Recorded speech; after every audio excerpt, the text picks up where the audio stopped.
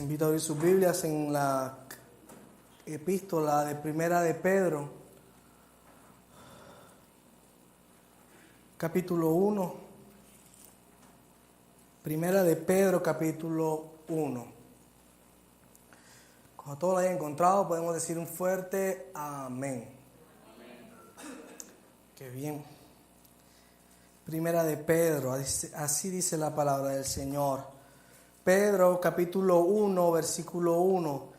Yo, Pedro, apóstol de Jesucristo, escribo esta carta a los elegidos por Dios que viven como extranjeros en el extranjero en las provincias de Ponto, Galacia, Capadocia, Asia y Bitinia. Dios Padre los conocía y los eligió desde hace mucho tiempo, y su Espíritu los ha hecho santos. Como resultado, ustedes lo obedecieron y fueron limpiados por la sangre de Jesucristo. Oremos. Señor Dios que estás en el cielo, te damos gracias, Padre, en esta noche. Te bendecimos y te exaltamos, Padre. Hoy, Señor Dios, colocamos nuestras vidas, Señor, delante de tu presencia, porque venimos, Señor, sedientos de tu palabra. Venimos en obediencia, Señor, por lo que hiciste en la cruz del Calvario. Y venimos, Señor Dios, a escuchar tu palabra, Señor. No venimos a escuchar sabiduría humana ni pensamiento humano, Señor. Venimos a adorarte, Señor Dios, con nuestro entendimiento, Señor, delante de tu presencia. Hoy te pedimos que escudriñes nuestros corazones, Padre amado, y que nos enseñes a vivir una vida santa, que te agrade, Señor, en cada día, en cada acción, Señor, que tomemos en esta tierra de los mortales. Te lo pedimos en el nombre de Jesús. Toma control, Señor Dios, y que tu Espíritu Santo, Señor, se pase en este lugar y traiga, Señor, convicción de verdad en cada corazón. Te lo pedimos en el nombre de Jesús. Amén y amén. Yo, Pedro, apóstol de Jesucristo, escribo esta carta a los elegidos por Dios que viven como extranjeros en las provincias de Ponto, Galacia, Capadocia, Asia y Bitinia.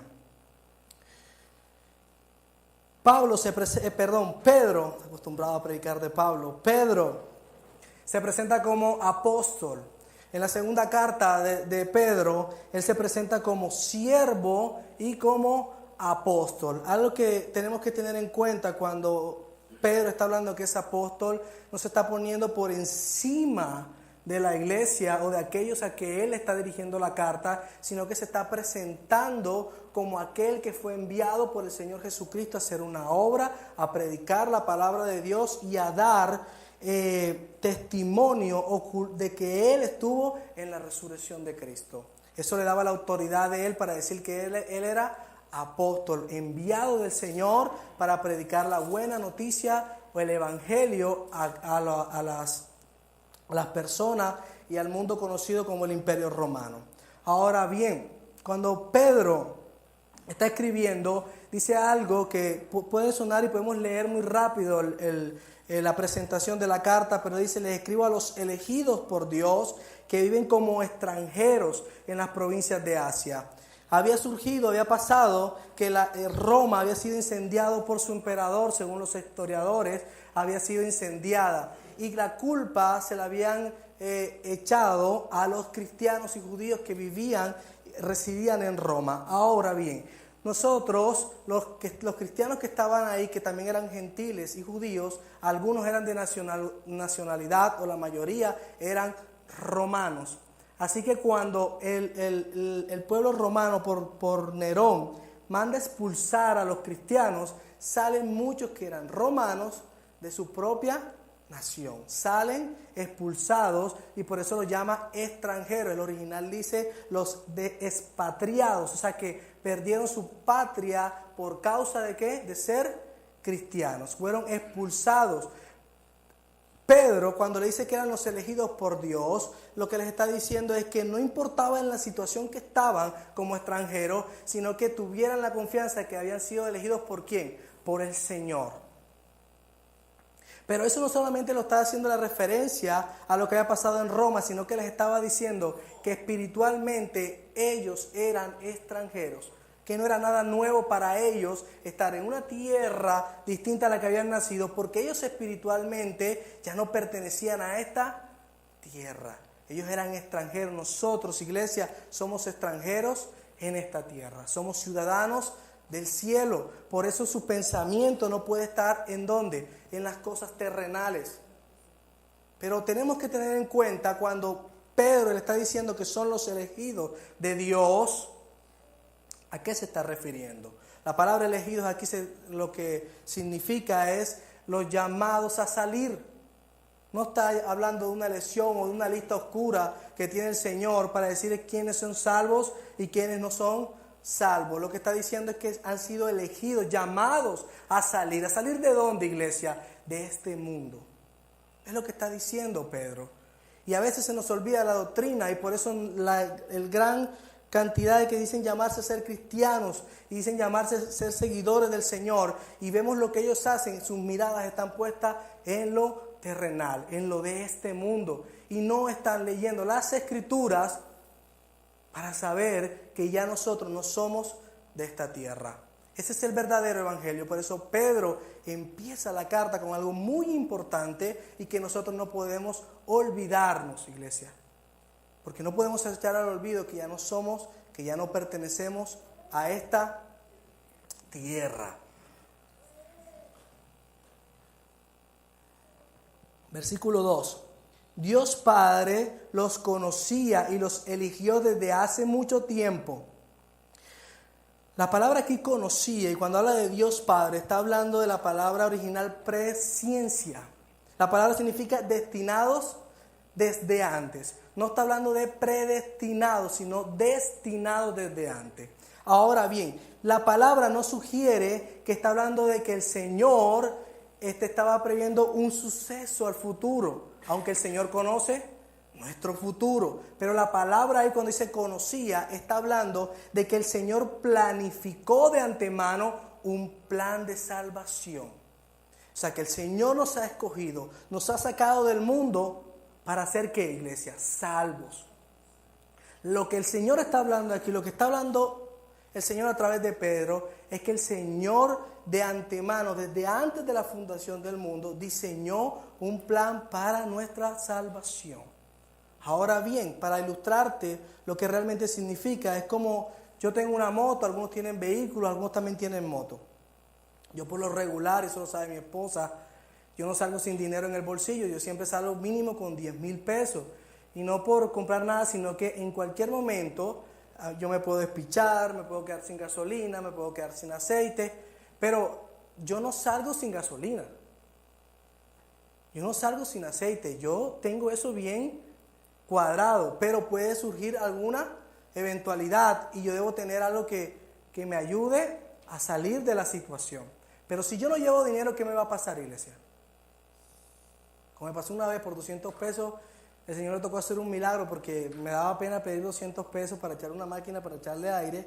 Y el Señor, me tienes que llevar, y llegué hasta la casa, llegué a la casa, busqué dinero porque ya lo había dejado. Y cuando llegué al llantero, el neumático tenía una tremenda raya. Y me dijo, ¿cómo tú llegaste aquí? Vengo del 84. Un milagro del Señor. Pero eso no quiere decir que yo no deba prever alguna situación. El Señor nos está diciendo que Él pensó que nosotros íbamos a pecar. El Señor nos puso a prueba en el jardín del Edén. Pero previó que iba a ser un plan de ¿qué? De salvación para nosotros. Ahora, ¿de qué se trata la salvación? La salvación solamente se trata de salvarnos del fuego eterno.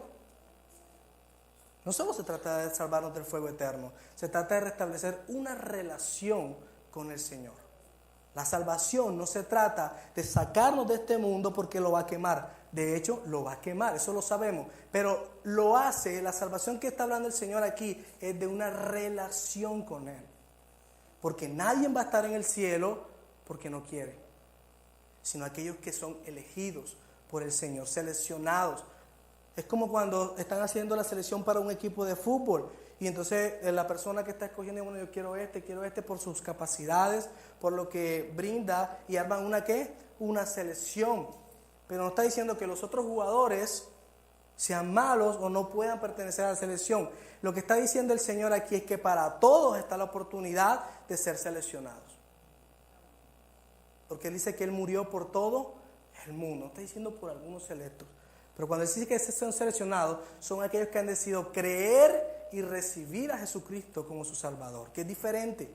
Entonces por eso es seleccionado en el equipo del Señor, por decirlo de esta manera. Ahora bien, cuando decimos relación, es porque ninguno va a estar en el cielo haciéndole caras al Señor. No, Señor, tú me salvaste, bien, yo te agradezco eso, pero eso de estar adorándote, eso de estar haciéndote caso, eso de estar todo el día mirándote, eso no va conmigo. No, allá en el cielo ninguno va a estar en esa disposición. Todos vamos a estar en la disposición de adoradores, porque el Señor busca ¿qué? Adoradores, que le adoren en espíritu y en verdad. La pregunta es si realmente nosotros estamos amando al Señor como Él nos amó primero desde antes de la fundación.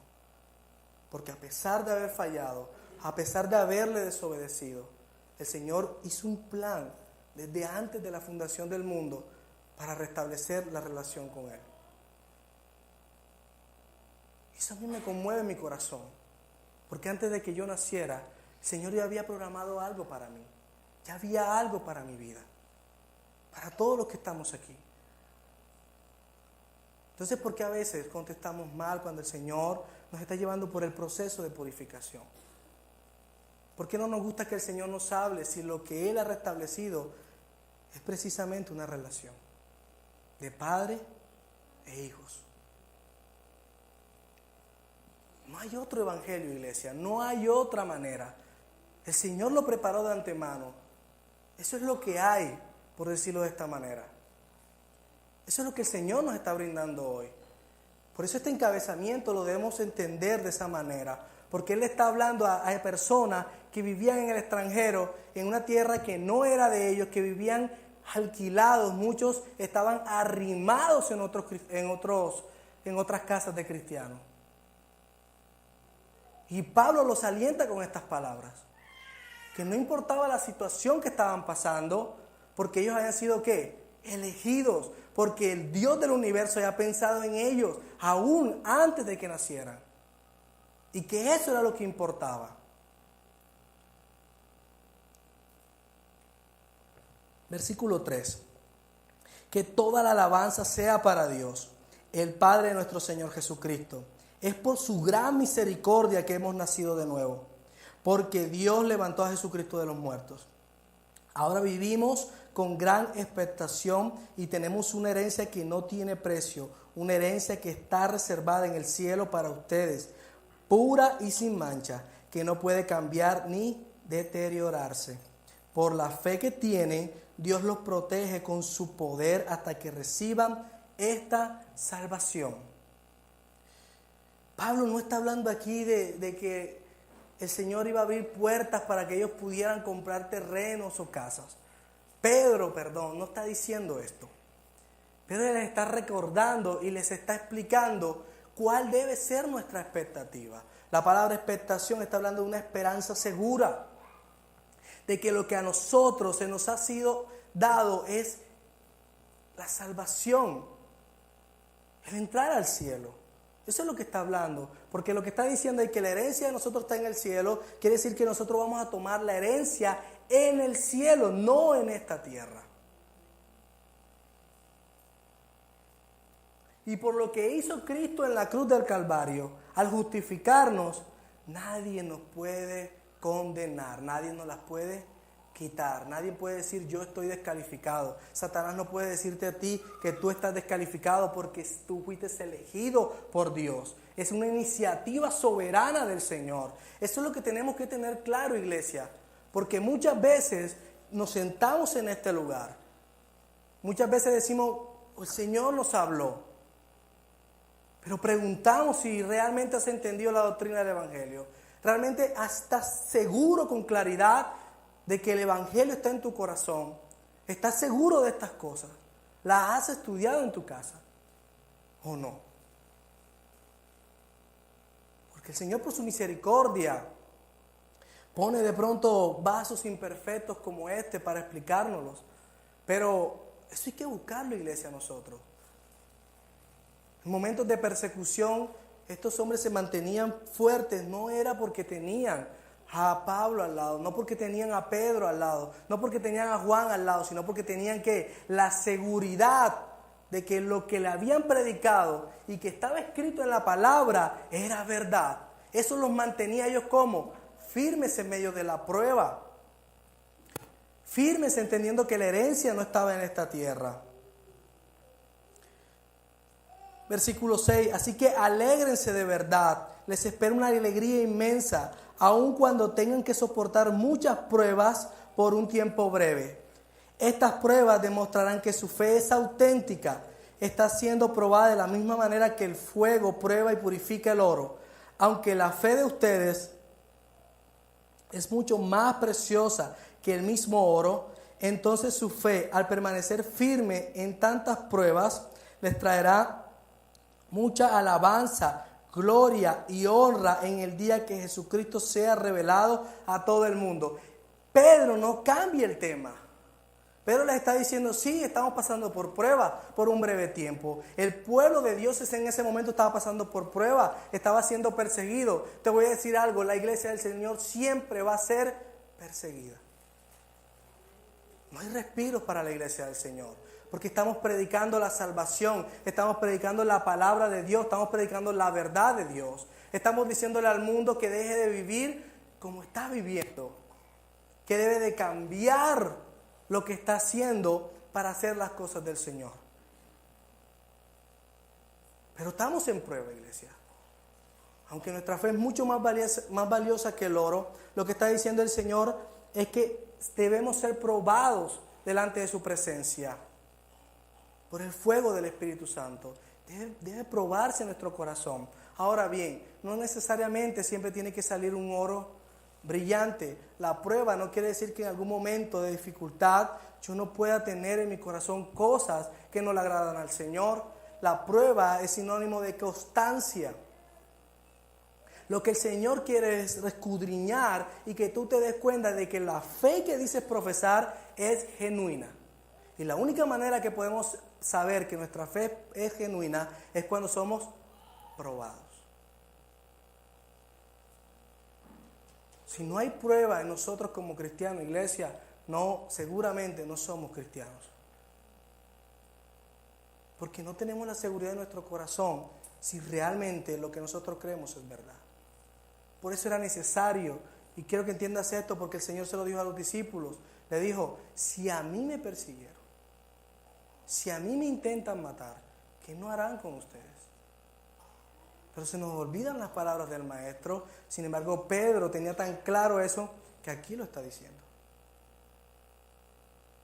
Pero tenemos que tener en nuestra mente y saber que somos extranjeros en esta tierra. Somos extranjeros, iglesia. Dile al que está a tu lado, eres un extranjero.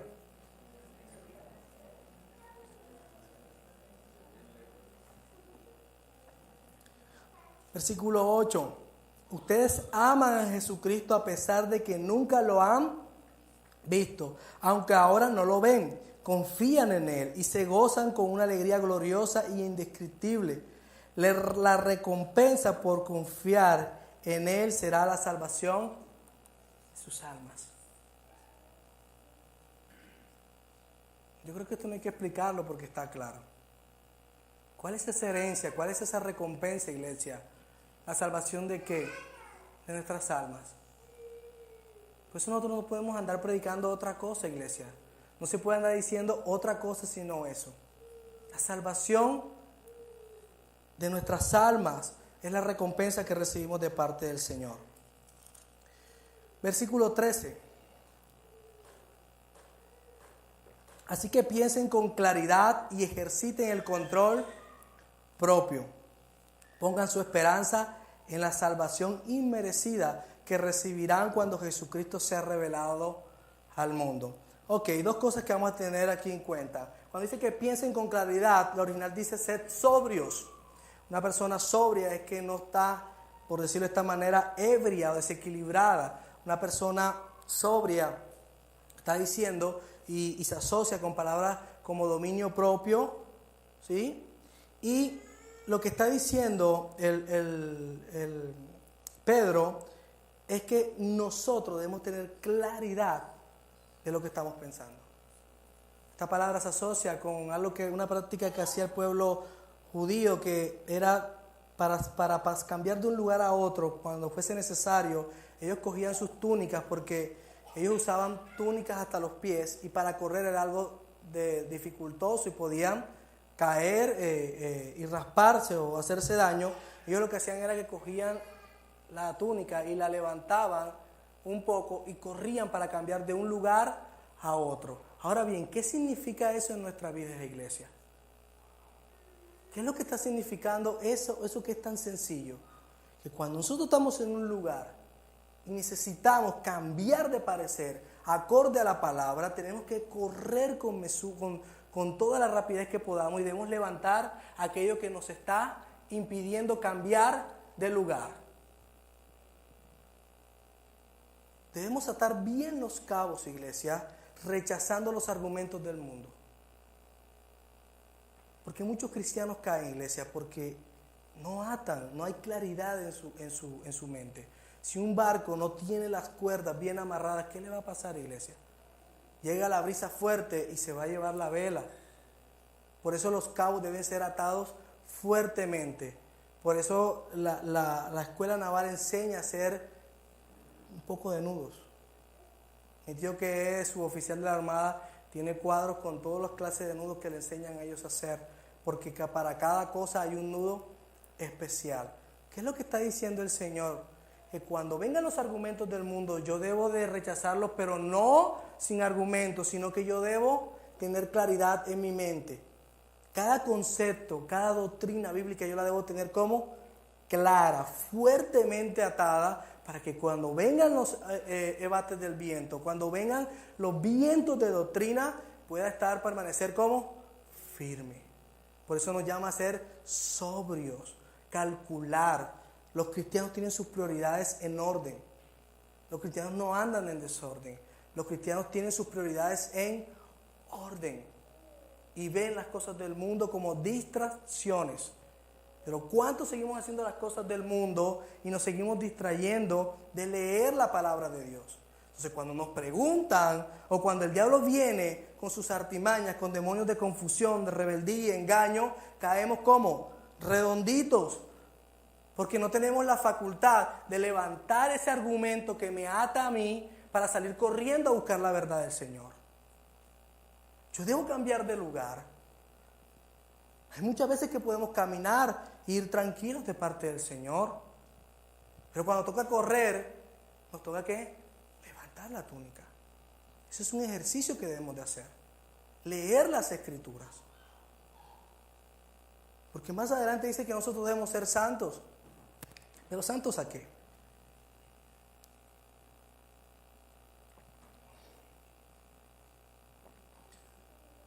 Por lo tanto, vivan como hijos obedientes de Dios. No vuelvan atrás a su vieja manera de vivir, con el fin de satisfacer sus propios deseos. Antes los hacían por ignorancia, pero ahora sean santos en todo lo que hagan, tal como Dios, quien los eligió, es santo. Pues las Escrituras dicen, sean santos porque yo soy santo. ¿A qué se está refiriendo con santo? La palabra santo significa consagrar y apartado. Todos lo sabemos. Sabemos también que si el Señor nos eligió, Él es el que nos ha declarado santos a través de ¿qué? Del sacrificio de Jesús en la cruz del Calvario. Nos hizo justos. Pero en ese mismo momento empieza el proceso de santificación y empieza un proceso de purificación para alcanzar la glorificación.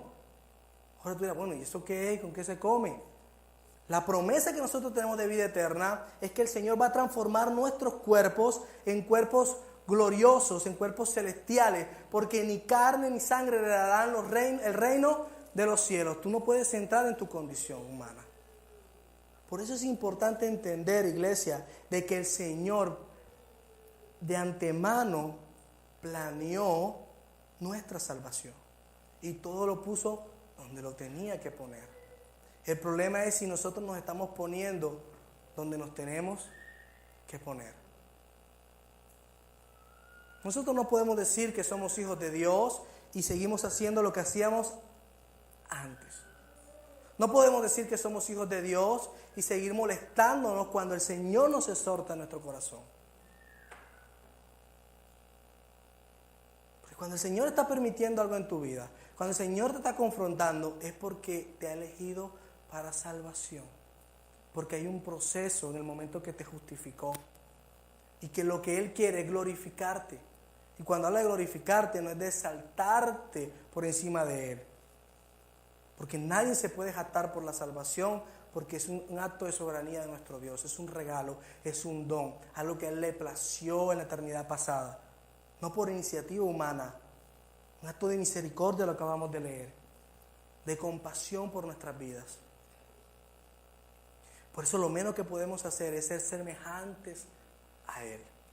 La palabra santo tiene la connotación de que si nosotros honramos al Señor, si nosotros obedecemos al Señor a través de su palabra, de todo lo que dice su palabra, nos vamos volviendo o nos vamos asemejando a Él. No nos vamos a convertir en dioses, sino que nuestro carácter va siendo cada día más el carácter de Cristo en nuestras vidas. De hecho, en la eternidad vamos a tener la mente ¿de quién? De Cristo. Ese es el proceso, iglesia. Y es claro que podemos pensar de que, bueno, ya yo eso lo sé, pero el Señor hoy nos lo recuerda, como Pedro también enseña, dice, yo sé que ustedes estas cosas ya las saben, pero se las vuelvo a recordar. El Señor nos está recordando esto, iglesia, porque vienen pruebas, vienen tiempos difíciles, donde va a ser probada nuestra fe, donde, no sé, pero muchos podemos llegar a perder muchas cosas. Y la pregunta es si seguimos todavía anclados a las cosas que este mundo nos ha dado. Nuestra herencia, iglesia, es que nuestras almas sean salvas. Y no importa si aún la vida terrenal la llegáramos a perder en este tiempo. Vienen momentos difíciles. Vienen momentos donde vamos a ser probados. Pero no porque el Señor se plazca en destruirnos o en aplastarnos, porque ya eso lo hizo con Cristo en la cruz del Calvario. Sino que el Señor necesita que tú y yo sepamos que la fe que tenemos en Él es genuina. Necesitamos ser probados, iglesia, porque nuestra fe es mucho más valiosa que el oro de este mundo, que la plata de este mundo, que lo que ofrece este mundo. Versículo 17. Recuerden que el Padre Celestial, a quien ustedes oran, no tiene favoritos. Él los juzgará o los recompensará según lo que hagan. Así que tienen que vivir con un reverente temor de Él mientras sean extranjeros en la tierra.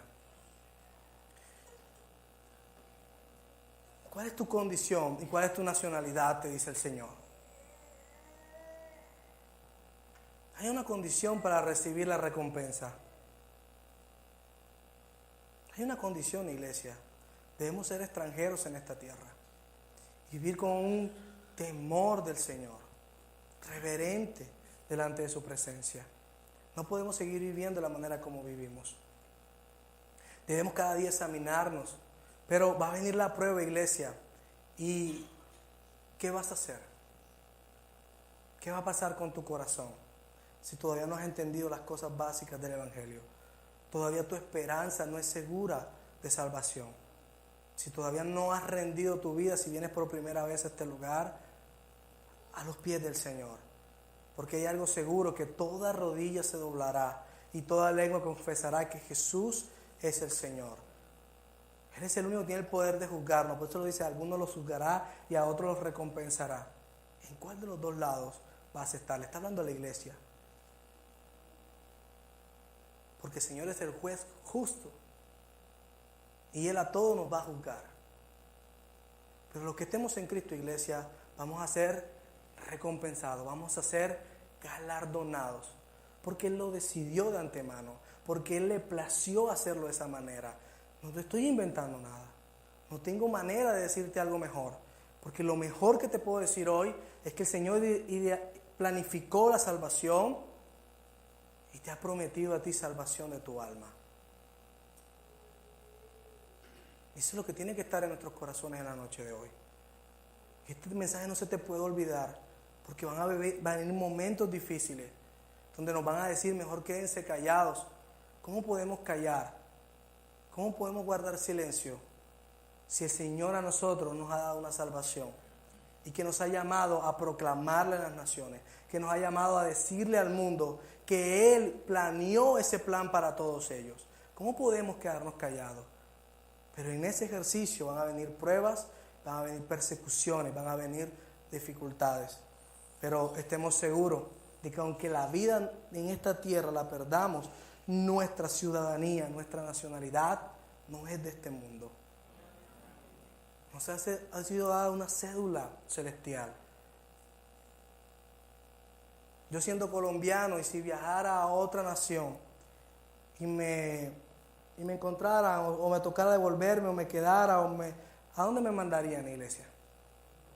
A Cuba, a África. Buscan mi nacionalidad y me dicen que usted es ¿qué? ¿Para dónde me mandan? Para Colombia. El día que el Señor venga, esa cédula tiene que salir a reducir. El día que tú mueras y los muertos se han levantado primero, porque los que murieron en Cristo van a ser levantados primero, ¿dónde está la cédula? Tiene que haber una cédula para que puedas entrar al reino de los cielos. Hoy es gratuita, hoy la puedes adquirir. Escribe tu nombre en el libro de la vida, iglesia. Tú dirás, bueno, pero me estás hablando y tengo 4 años de estar aquí. Cerciórate. Dile, Señor, ponme a prueba. Quiero saber que mi fe es genuina. No importa lo que pase en esta tierra, pero yo quiero que mi fe sea genuina delante de ti. Porque somos extranjeros. Tenemos que tener eso siempre en nuestra mente, que somos extranjeros. Vamos a orar, iglesia. Señor Dios, que estás en el cielo, te damos gracias, Padre. Gracias por tu palabra, Señor Dios. Porque no se trata de hombre, Señor, no se trata de emoción, no se trata, Señor Dios, de lo que nosotros podemos recrear, Señor, para que tu palabra haga el efecto. Porque realmente, Señor Dios, se trata de ti, se trata de tu soberanía, Señor Dios. Y hoy te pido, Dios, desde el cielo, que tu Espíritu Santo sea redarguyendo de todo pecado. Sea tu Espíritu Santo, Señor Dios, convenciendo cada corazón de su estado. Que hoy, Señor Dios, Padre amado, seamos probados, Señor, como el oro, Padre. Para que lo que salga, Señor Dios, sea bueno o malo. Si es malo, Señor, podamos quitarlo, Señor. Y si es bueno, Señor, podamos glorificarte en medio de los gentiles. Que en medio de esta tierra, Señor, entendamos que somos extranjeros, mi Rey. Que no pertenecemos a este mundo. Y aunque nos quiten la vida, Señor Dios, tenemos una patria segura. Tenemos una nueva Jerusalén que nos espera, Señor Dios. Y que tenemos un pase directo por la sangre de Cristo Jesús. Por eso hoy, Señor Dios, te amamos, te glorificamos, Señor, y te exaltamos como iglesia. Levantamos nuestras manos, Señor Dios, y nuestras voces, decirte gracias, Señor Dios, por lo que hiciste en la cruz. Gracias por haber pensado en mí antes de la fundación del mundo. Gracias por ese plan que hiciste, Dios del cielo, para restablecer la relación que por mi pecado, Señor Dios, rompí contigo. Por eso tú eres Dios. Por eso tú eres soberano. Por eso a ti nos rendimos en esta noche. Te amamos, Señor.